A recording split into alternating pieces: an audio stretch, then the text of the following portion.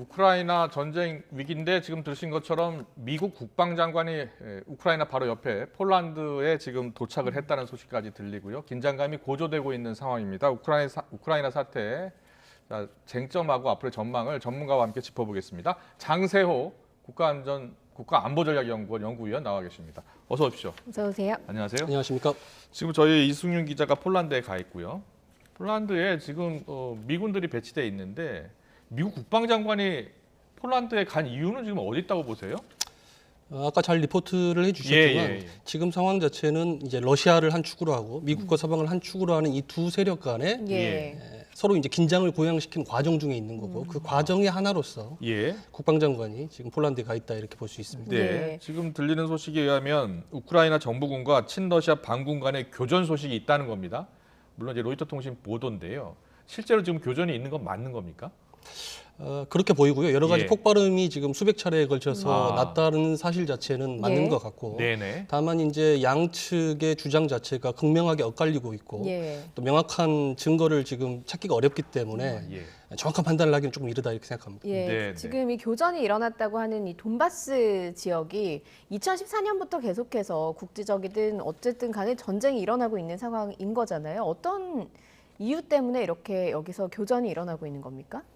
네, 잘 알고 계시는 것처럼 2013년 말부터 2014년 초에 우크라이나에서 이제 유로마이단 시위라고 하는 게 벌어졌고 그 과정에서 이제 친러 성향의 야누코비치 정부가 붕괴하고 친서방 정부가 들어섭니다. 그랬군요. 이 과정에서 러시아가 크림반도를 병합합니다.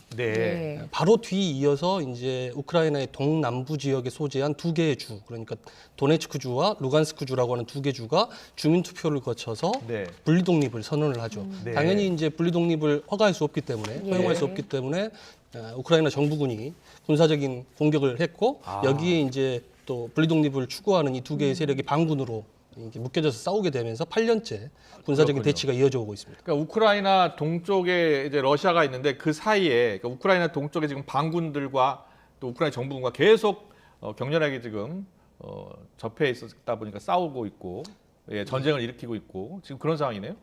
아주 격렬한 상황은 아니지만 어쨌든 초기에 비해서는 완화되었다고 하지만 군사적인 충돌이 계속 간간히 지금 벌어지고 있는 그런 상태라고 볼 수 있습니다. 그렇다면 그 반우크라이나 이 자치단체, 자치주는 러시아와 관계가 어떻습니까? 당연히 러시아 이제 지원을 받고 있는 그렇습니다.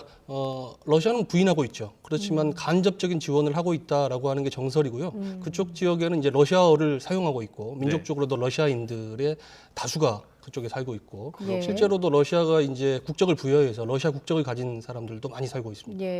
이번에 그 우크라이나 쪽에서 선 침공을 했다라고 주장하는 쪽이 바로 그 친러 반군이라고 하는 그 반군이잖아요. 그러면 방금 말씀하신 지원을 간접적으로는 받고 있는 것 같다라고 하는 부분인데 그렇다 보니까 이게 러시아 쪽에서 좀 흘린 거 아니냐 이런 이야기도 나오고 있는 건 사실이거든요. 어떻게 보시는지요? 예, 맞습니다. 지금 이제 이 돈바스 지역의 군사적인 충돌이라고 하는 되게 위험천만한 상황이거든요. 그래서 이 상황 자체에 대해서는 양측의 의견이 좀 엇갈립니다. 러시아의 입장에서는 2014년과 15년 두 차례에 걸쳐서 민스크 평화협정이 체결이 됐거든요. 근데 이 우크라이나가 이 평화협정을 위반해서 지금 반군을 공격하고 있다라는 게 이제 러시아의 논리인 거고, 주장이고. 미국의 입장에서는 오히려 러시아가 이런 자작극을 벌여가지고 우크라이나를 침공하기 위한 하나의 그 명분을 만들고 있다 이렇게 주장을 하고 있죠. 양측의 이런 주장이 엇갈리고 있는 건 사실이고요. 간단히 이야기를 하자면 러시아의 입장에서 본다면 이거는 미국 서방과의 협상력을 높이기 위한 하나의 수단이기도 하고 또 한편으로 보자면 침공의 명분이기도 하고 그렇습니다. 바이든 대통령 같은 경우에는 계속해서 지금 접경 지역에 러시아군이 위치해 있고 계속 그리고 러시아의 작전은 지금 가짜 깃발 작전이다 이렇게 표현하고 있거든요. 미국이 이렇게 불신하는 이유가 있을 것 같아요. 예, 아까 리포트에서도 기자분께서 잘 지적을 해주셨지만 양측의 이 신뢰의 부재라고 하는 게 굉장히 중요한 것 같습니다. 그리고 말씀하셨던 것처럼 이 병력의 철수 이야기의 팩트는 2월 15일에 이제 푸틴 대통령과 독일의 숄츠 총리가 정상회담을 한 이후에 기자회견 과정에서 나온 이야기거든요. 그래서 일부 병력이 철수하고 있다 이런 표현을 썼습니다.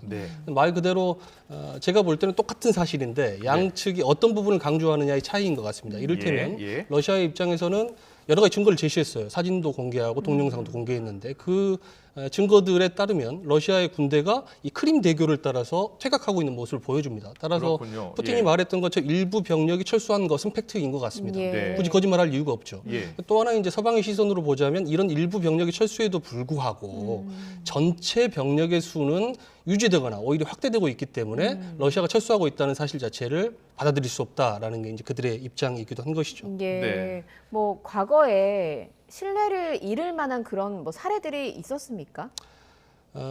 사실 이 미국과 러시아 관계는 탈냉전 이후에 굉장히 악화되는 과정을 반복해 왔습니다. 네. 물론 이제 미국에서 새로운 정부가 들어서고 러시아에서 새로운 정부가 들어서면 관계를 개선하려고 하는 시도가 없었던 건 아닌데 늘 일정 정도의 기대가 생겼다가 다시 관계가 악화되는 사이클을 예. 반복하면서 즉 개선을 시도하다 악화되는 게 계속 반복되면서 오히려 양측에서는 신뢰가 점점 더 없어지는 이제 그런 상황으로 치달아왔다 이렇게 볼 수 있겠습니다. 네. 예. 푸틴 대통령은 전쟁을 원치 않는다고 하고요. 러시아는 병력도 철수시켰고 근데 미국은 믿지 못한다고 하고 그렇다면 실제로 전쟁이 일어날 가능성 전문가로서 어떻게 예상하세요? 러시아의 침공 가능성을 완전히 배제할 수 없죠. 그럼에도 불구하고 제가 볼 때 푸틴과 러시아가 상정하고 있는 우선순위를 네. 놓고 보자면 이런 군사적인 침공, 이른바 군사적인 수단의 활용이라고 하는 것은 순서상 저는 뒤쪽에 있지 않냐, 제일 상당히 마지막이다. 뒤쪽에 있다 이렇게 생각합니다. 예. 그 이유는 뭐 여러 가지가 있을 수 있는데 이번 우크라이나 사태를 통해서 러시아가 정말 얻고자 하는 것은 첫 번째는 예. 이 우크라이나나 조지아의 나토 가입을 저지하는 게 가장 예. 우선적인 목표죠. 네. 그러나 더욱 본질적인 목표는 그동안 자국에게 특히나 탈냉전 이후에 소련 붕괴 이후에 자국에 철저하게 불리하게 형성되어 왔던 이른바 유럽의 안보 지형 자체를 개편하겠다라는 큰 틀에서 바꿔보겠다. 바꿔보겠다라는 의도가 있는 거거든요. 예. 그러면 이런 지형의 변화라고 하는 것은 결국 이 서방 세력과의 협상 또는 타협을 통해 가능합니다. 예. 그런데 우크라이나를 침공한다는 것은 결국 우크라이나를 나토를 가입시키지 않을 수 있는 목표를 달성할 수 있을지 모르겠지만 예. 보다 궁극적으로 상정하고 있는 목표의 달성은 요원해지고 오히려 또 여러 가지 제재라든지 또 서방과의 관계가 더욱더 악화된다든지 이런 부작용들도 있기 때문에 오히려 제가 볼 때 러시아가 이런 전략적인 옵션의 선택이라고 하는 것은 앞쪽에 있기보다는 우선순위상 상당히 뒤쪽에 있을 가능성이 크다. 개인적으로 예. 이렇게 뭐 러시아가 생각합니다. 얻을 것이 좀 적다. 네네. 군사적 침공 자체는 그런 말씀이신데 뭐 미국 그리고 서방 진영에서 보면 계속해서 침공 날짜를 흘리고 있거든요.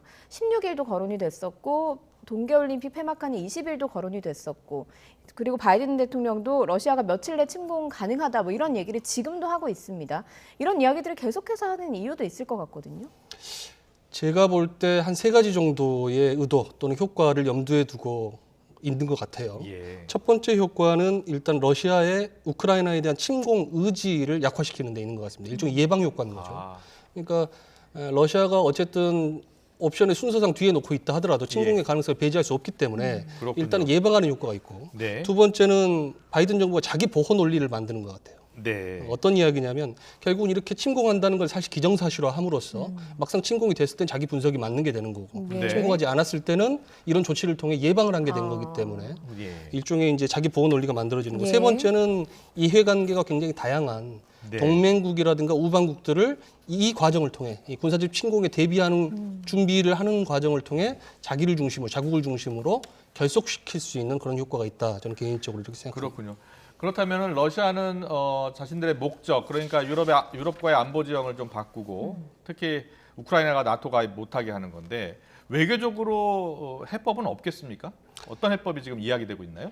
제가 볼 때는 오히려 외교적인 수순을 밟아갈 가능성이 추후에 어느 정도의 이제 긴장이 고조되는 과정을 거치겠지만 결국에는 외교적인 타협이 이루어질 것이라고 보는 편인데요. 어떻게 타협이 될까요? 일단 러시아가 요구했던 많은 사안들이 있습니다. 근데 네. 그 사안들을 지금 이제 굉장히 맥시멈 수준으로 다 제기를 하고 있는 거고 서방도 내놓지 않겠다고 이야기를 하면서 제재부터 시작해서 오히려 역효과에 대한 리스트들을 다 내놓고 있는데 그 중간에 지점들이 있습니다. 이를테면 우크라이나가 나토 가입을 하지 않도록 나토나 예. 미국이 확약할 수는 없겠지만 오히려 우크라이나가 스스로 시한부 유예, 나토 가입에 대한 유예를 발표할 수도 있죠. 아, 뭐 이것을 비롯해서 예, 이 군사적인 신뢰 조치를 한다든지 굉장히 다양한 측면에서 양측이 합의할 수 있는 여지들은 존재한다고 개인적으로 생각합니다. 그렇군요. 네. 예. 뭐 군사적 침공 가능성을 좀 낮게 점치시긴 하셨지만 혹시나 계속해서 지금 국제적인 교전이 일어난다거나 혹은 러시아가 군사적 침공을 하게 된다면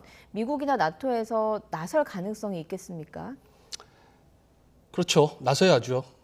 그런데 이제 전쟁 상황 자체도 미국과 이 서방 세계에는 굉장히 좋지 않은 일입니다. 예. 네. 왜냐하면 이미 아프가니스탄 사태를 겪은 바이든 정부 입장에서는 만약에 우크라이나에 전쟁이 벌어졌는데 뒷짐지고 있다. 예. 그거는 이 글로벌 리더십에 엄청난 손상을 가져올 수 있는 일이죠. 그래서 전쟁을 막는 게 일차적으로 중요할 테고 예. 두 번째 이제 전쟁이 벌어진다고 하면 어쨌든 지원을 해야 되겠지만 네. 예. 결국은 우크라이나는 사실 나토에 소속된 나라도 아니고 현재 네. 두 번째 미국과 서방의 아주 사활적인 이해 공간이 아니에요. 러시아한테는 굉장히 사활적인 이해 공간이지만 사활적인 이해 공간이 아니기 때문에 굳이 직접 전쟁에 참여할 가능성은 낮다. 왜냐하면 자칫 전쟁에 직접 개입하게 되면 이제는 미국과 직접 군사적으로 충돌할 수 있는 그렇네요. 아주 위험천만한 상황이 만들어지기 네. 때문에 외곽에서 다양한 형태의 지원을 하는 그런 형식이 될 거라고 생각합니다. 알겠습니다. 지금 이번 사태 유럽 정상들도 지금 중재에 나섰잖아요. 그래서 이 해법 중에 하나가 우크라이나의 핀란드화 이런 이야기가 나오더라고요. 어떤 얘기입니까? 예, 사실 이 이야기는 이제 그 마크롱 프랑스 대통령이 네. 모스크바에 이제 푸틴 대통령과의 정상회담을 하러 가는 과정에서 기자들한테 처음으로 한 이야기예요. 그랬군요. 예. 그런데 이제 이 이야기의 핵심은 뭐냐면 이 1948년에 이 핀란드가 비슷한 상황에 처해 있었습니다. 우크라이나처럼. 예. 그랬군요. 예. 왜냐하면 러시아하고도 굉장히 긴 국경을 갖고 있는 나라이고, 근데 예. 이 나라가 나토에 가입하지 않는 조건으로, 아. 즉 중립을 선언함으로써 러시아하고 이제 적대시하지 않는 거죠. 예. 그러면서 다른 동유럽 국가들처럼 침략을 당하지 않았습니다. 소련으로부터. 네. 예. 대신에 내정의 문제라든지 여러 가지 대외 정책의 문제에 있어서 이 소련의 영향력이 행사되는 것을 일정 정도 용인하는 그걸 이제 핀란드화라고 이야기를 하는 것이죠. 그렇군요. 우크라이나 역시 이제 이런 과정을 갈 수도 있다라는 게 이제 마크롱 대통령의 하나의 옵션으로 제시된 이야기입니다. 예. 알겠습니다. 일단은 뭐 전쟁 가능성보다는 외교적인 해결 가능성이 높다 이렇게 이야기해 주셨고요. 당분간 긴장은 좀 더 고조될 것으로 그렇게 보고 계신 거죠? 네, 그렇습니다. 일단 러시아가 지금 이 우크라이나 위기 과정에서 판을 크게 키웠거든요. 네. 그리고 그동안 이제 억눌려 있었던 여러 가지 불만을 이 표출하기 시작했어요. 예. 이른바 베려진 칼을 꺼내든 거죠. 예. 따라서 칼을 꺼내들었는데 아무런 성과 없이 돌아설 수는 없을 겁니다. 그래서 이제 긴장을 어쨌든 고조하는 방식으로 갈 거고 또 예. 미국과 서방 입장에서도 여기서 물러설 수는 없잖아요. 그렇기 때문에 맞대응에 나설 거고 그러다 보면 긴장은 고조될 수밖에 없을 것이라고 생각합니다. 그래서 당분간 이런 대치의 상황은 좀 이어질 것 같고요. 예. 다만 어느 임계점에 도달하게 되면 이들 국가들이 전부 핵을 가진 국가들이기 때문에 예. 그렇죠. 예. 결국은 이 긴장 자체를 너무 높아지면 타협의 유인이 발생할 수도 있지 않을까 그런 생각을 갖고 있고 또 희망하는 바입니다. 네, 알겠습니다. 오늘 분석 아주 잘 들었습니다. 지금까지 장세호 국가안보전략연구원 연구위원이었습니다. 잘 들었습니다. 고맙습니다. 고맙습니다.